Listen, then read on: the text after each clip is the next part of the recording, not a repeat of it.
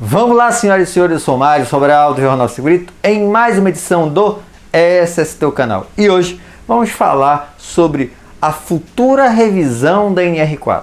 Eu sei que ela não revisou, mas o governo tem elaborado documentos de análise de impacto regulatório. Então, nesse documento, estão vendo assim, olha, quais são os principais problemas, quais são as principais sugestões, e saiu, tempo desse, vou colocar na descrição do vídeo, o relatório da NR4. E ele coloca como principal motivo dessa revisão a baixa efetividade das ações de proteção de saúde e segurança do trabalhador. Então não é tão efetivo o CERMIT nas empresas. E aí ele coloca várias questões, ele vai colocar primeiro os motivos que geram esse problema e depois algumas sugestões de mudança da NR4. Então bora ver o que o governo está pensando em relação a isso. Primeiro, fiscalização deficiente das obrigações das NR. Então não se consegue uma fiscalização adequada, até em função atualmente do número de fiscais, para fazer essa fiscalização de todas as empresas em relação à NR4. E coloca um item que eu achei interessante, ó, baixa qualificação dos auditores fiscais em SST relacionada ao tema. Porque eles indicam que houve um aumento de treinamentos específicos na área de segurança do trabalho para os auditores fiscais, mas não teve nenhum específico voltado para a capacitação da NR4. Tá? O que mais?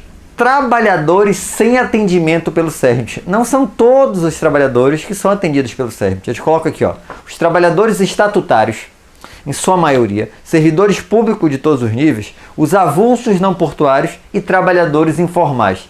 Esses trabalhadores não são atendidos pelo CERMIT. Ainda tem mais uma coisa, ó. Outro fator é a não inclusão dos trabalhadores terceirizados no dimensionamento do CERMIT das tomadoras.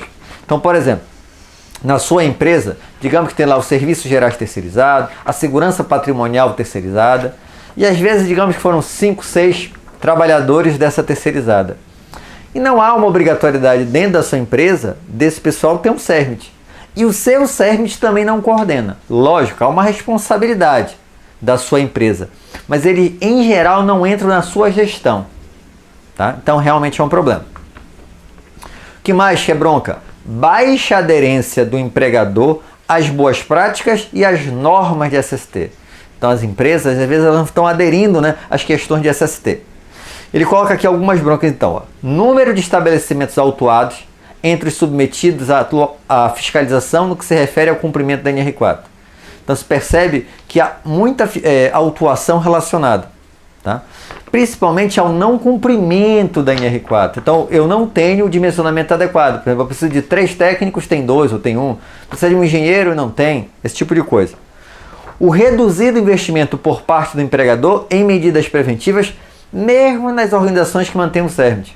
Mesmo quando tem o CERMIT, não é, em muitas empresas, uma prioridade esse investimento na área de segurança. A falta de conhecimento das empresas sobre saúde e segurança do trabalho e a falta de percepção dos riscos contribui para a não identificação da relevância e da necessidade de investir recursos financeiros na prevenção de acidentes e doenças relacionadas ao trabalho. Então, as empresas não entendem muito e não têm também uma boa percepção dos riscos. Não sabem, olha, isso tem qual consequência para o trabalhador e para a empresa mesmo. Item seguinte, que é outro problema, dificuldade de estabelecer um nexo causal entre a doença e o trabalho. Então ele coloca aqui que muitas vezes é falta de capacitação, na formação mesmo desse profissional de segurança, de fazer esse nexo causal. E às vezes é falta de conhecimento dos profissionais. Por exemplo, você fez uma capacitação muito boa, tá? O seu curso de técnico de segurança foi muito bom, ok. Mas nesse curso não fazia parte da ementa uma determinada parte lá, um determinado assunto. Em função disso, você não tem um conhecimento. Então é diferente, né? Falta de capacitação, talvez a sua formação tenha sido fraca.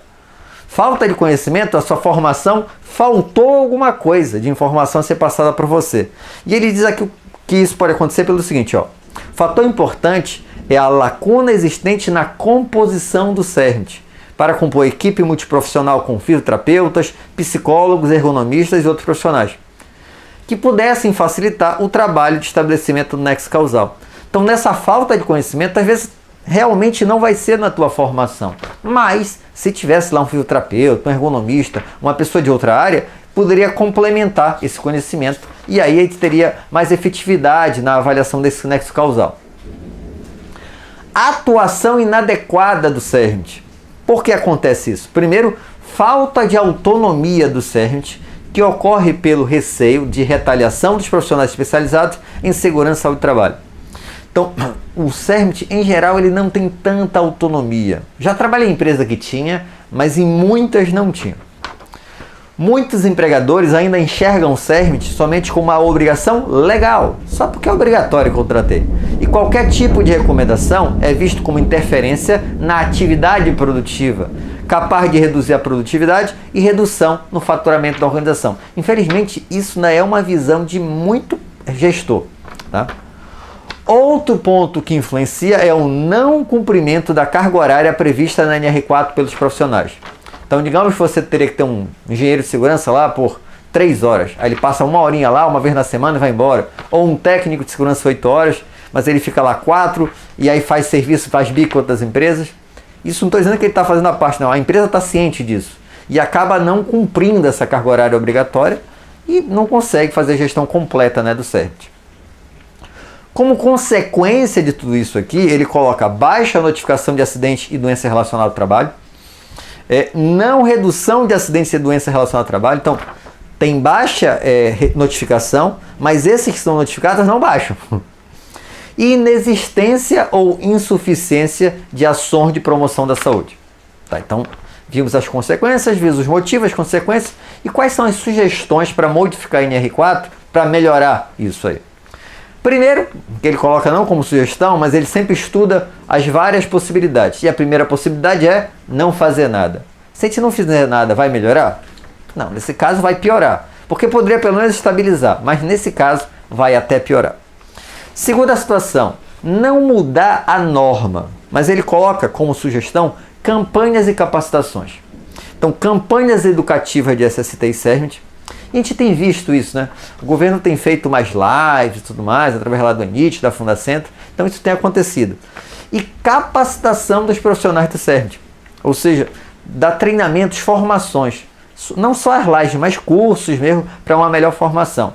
Isso tem acontecido, ainda de forma tímida, mas vem acontecido. Em relação à mudança da norma mesmo, algumas sugestões. Primeiro, alterar a NR4 para incluir outros tipos de profissionais no CERMIT de acordo com o risco. Então, por exemplo, psicólogo, ergonomista, fisioterapeuta.